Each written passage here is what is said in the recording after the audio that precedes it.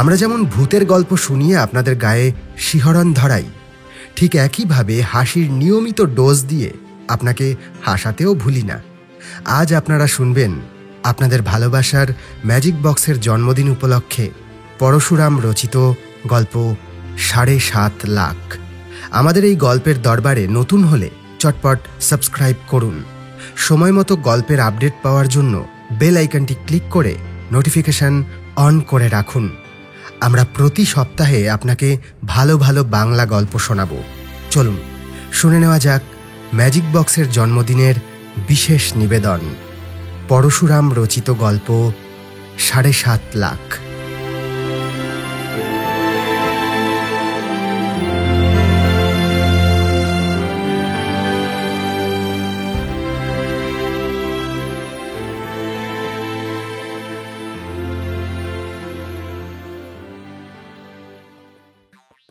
হেমন্ত পাল চৌধুরীর বয়স ৩০-এর বেশি নয়, কিন্তু সে একজন পাকা ব্যবসাদার। পৈতৃক কাঠের কারবার ভালো করেই চালাচ্ছে। রাত প্রায় ৯টা। বাড়ির একতলার অফিস ঘরে বসে হেমন্ত হিসাবের খাতাপত্র দেখছে। তার জ্ঞাতি ভাই নীতিশ হঠাৎ ঘরে এসে বলল, তোমার সঙ্গে অত্যন্ত জরুরি কথা আছে, বুঝলে? বড় ব্যস্ত নাকি? হেমন্ত বলল, আরে নীতিশ যে, না আমার কাজ কাল সকালে করলেও চলবে, কিন্তু ব্যাপার কি এমন হন্তদন্ত এসেছো কেন? তোমাদের তো এই সময় জোর তাসের আড্ডা চলে, কোনো মন্দ খবর নাকি? ভালো কি মন্দ জানি না, আমার মাথা গুলিয়ে গেছে। যা বলছি স্থির হয়ে শোনো। নীতিশের কথার আগে তার সঙ্গে হেমন্তর সম্পর্কটা জানা দরকার। এদের দুজনেরই প্রপিতামহ ছিলেন মদনমোহন পাল চৌধুরী, প্রবল প্রতাপ জমিদার। তার দুই পুত্র অনঙ্গ আর কন্দর্প বৈমাত্র ভাই। বাপের মৃত্যুর পর বিষয় ভাগ করে পৃথক হন। অনঙ্গ অত্যন্ত বিলাসী ছিলেন। অনেক সম্পত্তি বন্ধক রেখে কন্দর্পের কাছ থেকে বিস্তর টাকা ধার নিয়েছিলেন। অল্পবয়স্ক পুত্র বসন্তকে রেখে অনঙ্গ অকালে মারা যান। কন্দর্প তার ভাইপোর সঙ্গে আজীবন মকদ্দমা চালান। অবশেষে তিনি জয়ী হন এবং বসন্ত প্রায় সর্বশান্ত হন। পরে বসন্ত কাঠের কারবার আরম্ভ করেন। তিনি গত হলে তার পুত্র হেমন্ত সেই কারবারের খুব উন্নতি করেছে। কন্দর্প আর তার পুত্র জ্যোতিষও গত হয়েছেন। জ্যোতিষের পুত্র নীতিশ এখন পৈতৃক সম্পত্তির অধিকারী। জমিদারি আর নেই, আগেকার ঐশ্বর্য কমে গেছে, কিন্তু পৈতৃক সঞ্চয় যা আছে তা থেকে নীতিশের আয় ভালোই হয়। রোজগারের জন্য তাকে খাটতে হয় না, বদখেয়ালও তার নেই। বন্ধুদের সঙ্গে আড্ডা দিয়ে আর সাহিত্য, সিনেমা, ফুটবল, ক্রিকেট, রাজনীতি চর্চা করে সময় কাটায়। হেমন্ত তার সমবয়স্ক, দুজনে একসঙ্গে কলেজে পড়েছে। এদের বাপদের মধ্যে বাক্যালাপ ছিল না, কিন্তু হেমন্ত আর নীতিশের মধ্যে পৈতৃক মনোমালিন্য মোটেই নেই, অন্তরঙ্গতাও বেশি নেই। মাথায় ২ হাত দিয়ে নীতিশ কিছুক্ষণ চুপ করে রইল, তারপর বলল, ভাই হেমন্ত, মহাপাপ থেকে আমাকে উদ্ধার করো। পাপটা কি শুনি? খুন না ডাকাতি না নারীহরণ? কি করেছো তুমি? আমি কিছুই করিনি, করেছেন আমার ঠাকুরদা কন্দর্প মোহন পাল চৌধুরী। তিনি তো বহুকাল আগে গত হয়েছেন। তার পাপের জন্য তোমার মাথা ব্যথা কেন? উত্তরাধিকার সূত্রে কোনো বেয়ারা ব্যাধি পেয়েছো নাকি? আরে না না, আমার শরীরে কোনো রোগ টোগ নেই। আজ সকালে পুরনো কাগজপত্র ঘাঁটছিলুম, বুঝলে। জমিদারি তো গেছে, বাজে দলিল আর কাগজপত্র রেখে লাভ নেই, তাই জঞ্জাল সাফ করছিল। ঠাকুরদার আমলের, বুঝলে, একটা কাঠের বাক্সে হঠাৎ কতগুলো পুরনো চিঠিপত্র আবিষ্কার করে একেবারে স্তম্ভিত হয়ে গেছি। আমার মাথায় যেন বজ্রাঘাত হয়েছে। মহাপাপ, মহাপাপ। ব্যাপারটা কি? আমার ঠাকুরদা কন্দর্প, তোমার ঠাকুরদা অনঙ্গের নায়েব গোমস্তাদের ঘুষ দিয়ে কতগুলো দলিল জাল করিয়েছিলেন, আর সাথে মিথ্যে সাক্ষীও খাড়া করিয়েছিলেন। তার ফলেই তোমার বাবা মোকদ্দমায় হেরে গিয়ে সর্বশান্ত হয়েছিলেন। বলো কি? না না, তা হতে পারে না। আরে নিশ্চয়ই তোমার ভুল হয়েছে। না না, ভুল মোটেই হয়নি, মোটেই ভুল হয়নি। আরে আমার ভগিনীপতি ফণিবাবুকে জানো তো, মস্ত উকিল, তাকে সব কাগজপত্র দেখিয়েছি, বুঝলে। তিনিও বলেছেন আমার ঠাকুরদার জাল জোচ্চুরির ফলেই তোমার বাবা বসন্ত পাল চৌধুরী সর্বশান্ত হয়েছিলেন। তা এখন করতে চাও কি? ফণিবাবু কি বলেন? বললেন, চুপ মেরে যাও, যা হয়ে গিয়েছে তা নিয়ে মন খারাপ করো না, পুরনো কাগজপত্র সব পুড়িয়ে ফেলো, ঘুণাক্ষরেও কেউ যেন কিচ্ছু জানতে না পারে। ও, তাই বুঝি তুমি তাড়াতাড়ি আমাকে জানাতে এসেছো? আরে ফণিবাবু বিচক্ষণ ঝানুলো, পাকা কথা বলেছেন, গতস্য অনুশোচনা নাস্তি। পুরনো কাসুন্দি খেটে লাভ নেই, ঠিকই। আর ও তো তামাদি হয়ে গেছে। কি যাতা বলছো? পাপ কখনো তামাদি হয় না। আমার ঠাকুরদা জোচ্চুরি করে যা আদায় করেছিলেন তা আমি অন্তত ভোগ করতে চাই না। খতিয়ে দেখেছি, সুদে আসলে প্রায় 7.5 লাখ টাকা তোমার পাওনা। সে টাকা তোমাকে না দিলে আমার স্বস্তি নেই। ওই টাকা দিলে তোমার অবস্থা কিরকম দাঁড়াবে? খুব মন্দই হবে, কষ্টে সংসার চলবে, রোজগারের চেষ্টাও দেখতে হবে, কিন্তু তার জন্য আমি প্রস্তুত আছি। আচ্ছা, তোমার বাবা এসব জানতেন? বোধহয় না, তিনি নিজে জমিদারি দেখতেন না, নায়েবের উপরই সব ছেড়ে দিয়েছিলেন। নায়েবও নতুন লোক, তারও কিছু জানবার কথা নয়। তোমার বউকে জানিয়েছো? না, জানলে বড় কান্নাকাটি করবে, শ্বশুরমশাইকে বলে মহা হাঙ্গামা বাঁধাবে। আগে তোমার পাওনা শোধ করব, তারপর জানাবো খন। বাহ বাহ, দেখো নীতিশ, ভাগ্যক্রমে আমি নিঃস্ব নই, রোজগার ভালোই করি, বেশি বড়লোক হবার লোভও নেই। ফাঁক তালে তুমি যা পেয়ে গেছো তা তোমারই থাকুক, নিশ্চিত হয়ে ভোগ করো। আমি খোশ মেজাজে বহাল তবিয়তে বলছি, ওই টাকার উপর আমার কিছু মাত্র দাবি নেই। আরে চাও তো একটা না দাবিপত্র লিখে দিতে পারি। আরো শোনো, 7.5 লাখ টাকা না পেলেও আমার পরিবারবর্গের স্বচ্ছন্দে চলবে, কিন্তু ওই টাকার অভাবে তোমার স্ত্রী ছেলেমেয়ের অবস্থা কিরকম হবে তা ভেবে দেখেছো?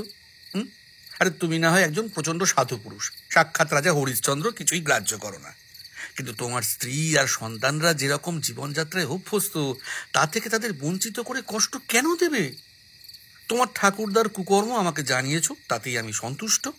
তোমারও দায়িত্ব তাতেই খন্ডে গেছে, আর কিছু করবার দরকার নেই, বুঝেছো? না না, ও পাপের টাকা ভোগ করলে আমি মরে যাব। যা তোমার হক পাও না তা নেবে না কেন? শোনো নীতিশ, আজ তুমি বড়ই অস্থির হয়ে আছো, তোমার মাথার ঠিক নেই। কাল সন্ধ্যের সময় এখানে এসো, দুজনে পরামর্শ করে একটা মীমাংসা করা যাবে, যাতে তোমার মনে শান্তি আসে। তোমার ভগিনীর প্রতি ফণিবাবুর সঙ্গে আরেকবার পরামর্শ করো। পরদিন সন্ধ্যায় নীতিশ আবার এলো। হেমন্ত প্রশ্ন করল, হ্যাঁ এসো, এই ফণিবাবুকে তোমার মতলব জানিয়েছো? তিনি রফা করতেই বললেন। রফা কিরকম? বিবেকের সঙ্গে রফা। বললেন, ওই নীতিশ, তুমি আর হেমন্ত দুজনেই সমান বোকা ধর্মপুত্র যুধিষ্ঠির।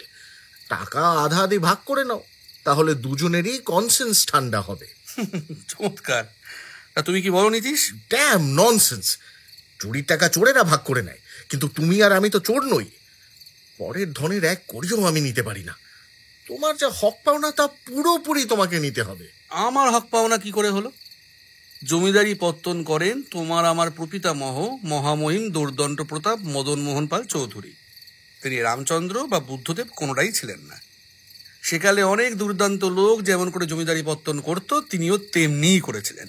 ডাকাতি, লাঠিবাজি, জালিয়াতি, জোচ্চুরি, ঘুষ, এই ছিল তাঁর অস্ত্র। তুমি নিশ্চয়ই শুনে থাকবে। হ্যাঁ, ওই রকমই শুনেছি বটে। তাহলে বুঝতে পারছো, ওই জমিদারিতে কারো ধর্মসঙ্গত অধিকার থাকতে পারে না।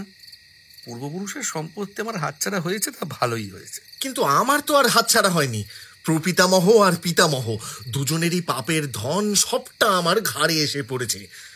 তুমি যদি নিতান্তই না নিতে চাও, তবে মদন মোহন যাদের বঞ্চিত করেছিলেন তাদের উত্তরাধিকারীদেরই দিতে হবে।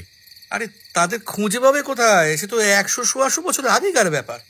তুমি সম্পত্তি দান করবে এই কথা রটে গেলেই ঝাঁকে ঝাঁকে জোচ্চোর এসে তোমাকে ছেঁকে ধরবে।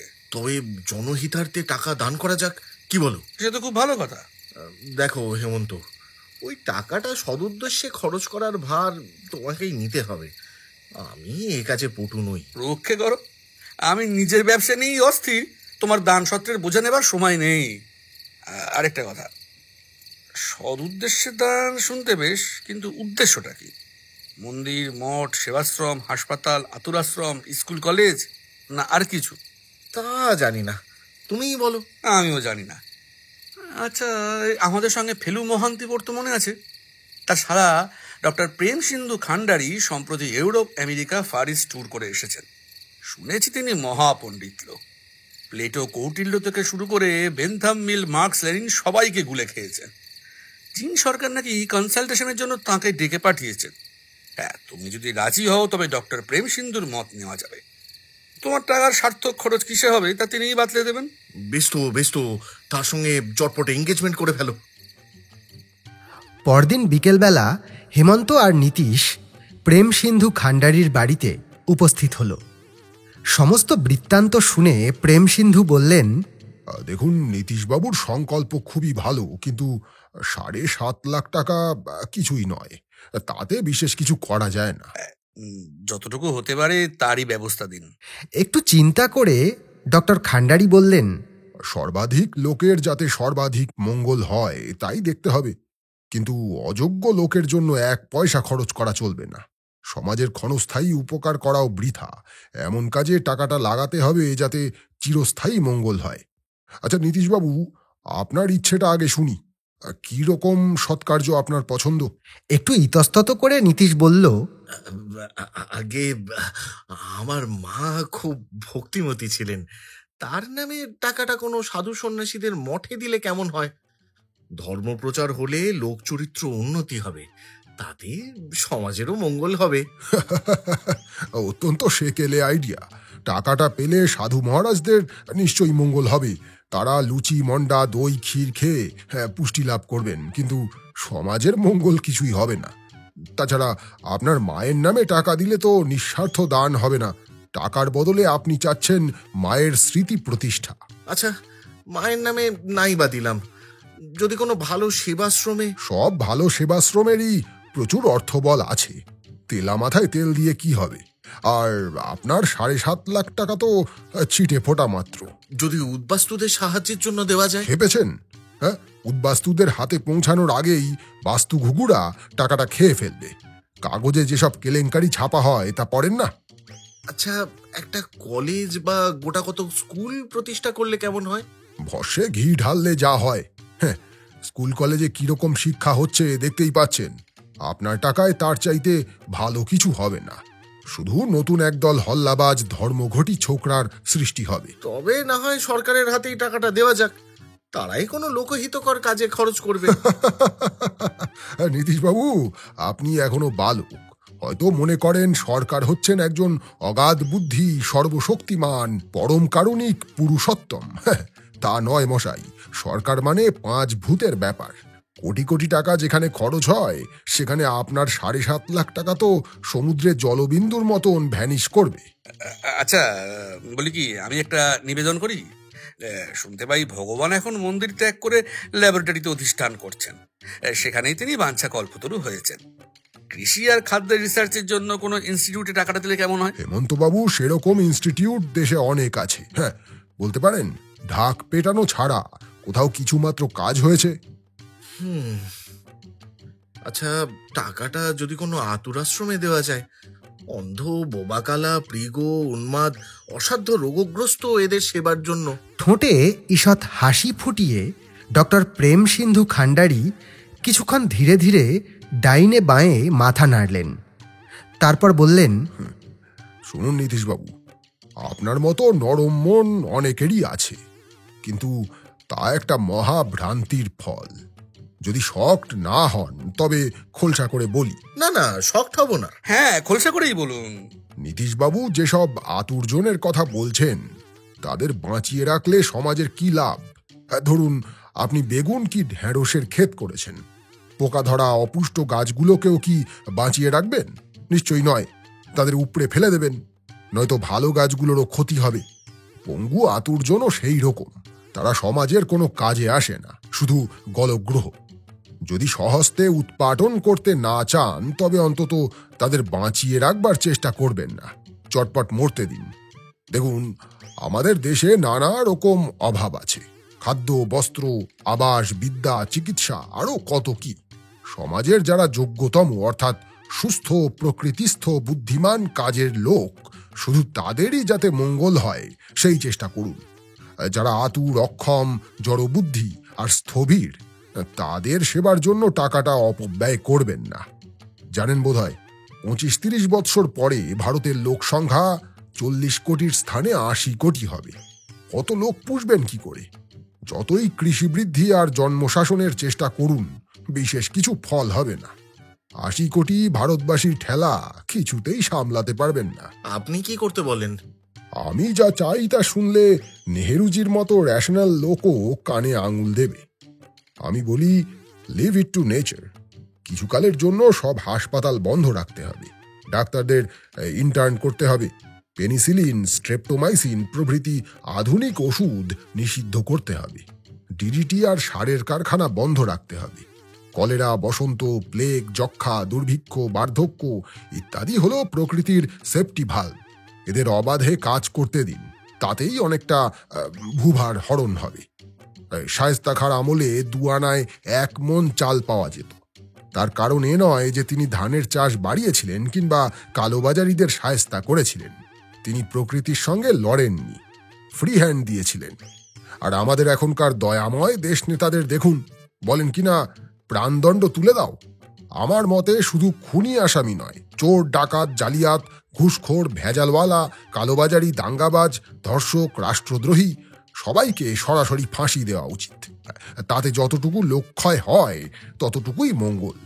চতুরাশ্রম, সেবাশ্রম, হাসপাতাল আর হেলথ সেন্টার প্রতিষ্ঠা করলে দেশের সর্বনাশ হবে। প্রকৃতিকে বাধা দেবেন না মশাই, কাজ করতে দিন। তারপরে দেশের বাড়তি জঞ্জাল যখন দূর হবে, লোক সংখ্যা যখন 40 কোটি থেকে নেমে 10 কোটিতে দাঁড়াবে, তখন জনহিতকর কর্মে কোমর বেঁধে লাগবেন। তাহলে নীতিশের টাকাটার কোনো সদ্গতি হবে না? না না, কেন হবে না? অবশ্যই হবে। ওই টাকায় প্রোপাগান্ডা করে লোকমত তৈরি করতে হবে। সুরেন বারুজ্জে যেমন বলতেন, এজিটেশন, এজিটেশন অ্যান্ড এজিটেশন। আমার একটা থিসিস লেখা আছে, তার লক্ষ্য কপি ছাপিয়ে লোকসভা, রাজ্যসভা আর বিধানসভার সদস্যদের মধ্যে বিলি করতে হবে। গীতায় শ্রীকৃষ্ণ যাকে ক্ষুদ্র হৃদয় দৌর্বল্য বলেছেন, তা ঝেড়ে না ফেললে নিস্তার নেই, বুঝলেন? দেশের ওয়ার্টলেস, রুগ্ন, অথর্ব, অক্ষম লোকদের উচ্ছেদ করে শুধু বলবান, বুদ্ধিমান, কাজের লোকদের বাঁচিয়ে রাখতে হবে। শুনুন নীতিশবাবু, হেমন্তবাবু, আগে আমাদের দেশ নেতাদের নির্মম, বজ্রাদপি, কঠোর হওয়া দরকার। তারপর জমি তৈরি হলে মনের সাধে লোকহিত করবেন। চমৎকার! গীতার শ্রী ভগবানুবাচ আর ফ্রেডরিক নিশ্চের দ্য স্পোক জরাথুষ্ট্র চাইতেও ঢের ভালো বলেছেন। বহু ধন্যবাদ ডক্টর খান্ডারি। আপনার বাণী আমরা গভীরভাবে বিবেচনা করে দেখব। এই 20 টাকা দয়া করে নিন, যৎকিঞ্চিৎ প্রণামী। আচ্ছা, আজ উঠি। নমস্কার।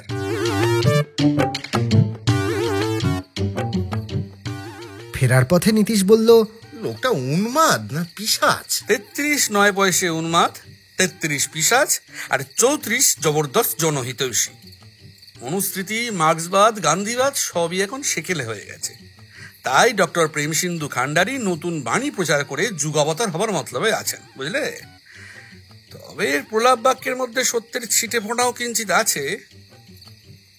শোনো নীতিশ, তোমার দান সত্রের ভার পরের হাতে দিও না, তাতে নিশ্চিত হতে পারবে না। কেবলই মনে হবে বেটা চুরি করছে। নিজের খুশিতে দান করো, সেবাশ্রমে, আতুরাশ্রমে, হাসপাতালে, স্কুল, কলেজে, যেখানে তোমার মন চায়। হ্যাঁ, যদি ভুল ক্রমে অপাত্রে কিছু দিয়েও ফেলো, তাতে বিশেষ ক্ষতি হবে না। কিন্তু কিন্তু ফতুর হয়ে দান করো না। হ্যাঁ, ফতুর হয়ে দান করো না। নিজের সংসার যাত্রার জন্যও কিছু রেখো। তোমার স্ত্রী আর ছেলে মেয়ে যদি কষ্টে পড়ে, তোমাকে যদি রোজগারের জন্য ব্যস্ত থাকতে হয়, তবে লোকসেবায় মন দিতে পারবে না। বেশ, তাই হবে।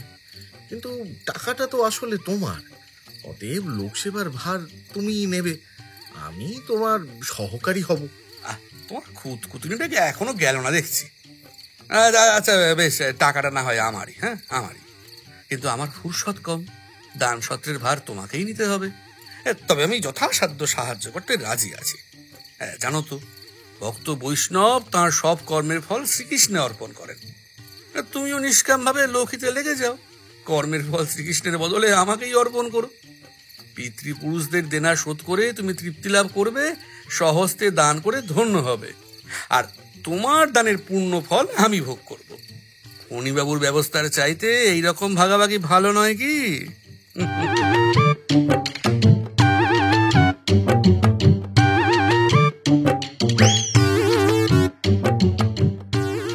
শুনছিলেন ম্যাজিক বক্সের জন্মদিনের বিশেষ নিবেদন, পরশুরাম রচিত গল্প ৭.৫ লাখ। বিভিন্ন চরিত্রে রূপদান করেছেন সৌরভ, শুভদীপ এবং আমি আপনাদের সঙ্গে সৌমেন। গল্পটি কেমন লাগলো অবশ্যই জানান কমেন্ট বক্সে। ভালো লাগলে লাইক এবং শেয়ার করুন। আমাদের চ্যানেলে নতুন হলে এক্ষুনি সাবস্ক্রাইব করুন প্রতি সপ্তাহের নতুন নতুন ভালো ভালো গল্প শোনার জন্য। সময় মতো নোটিফিকেশন পাওয়ার জন্য বেল আইকনটি ক্লিক করে নোটিফিকেশন অন করে রাখতে ভুলবেন না।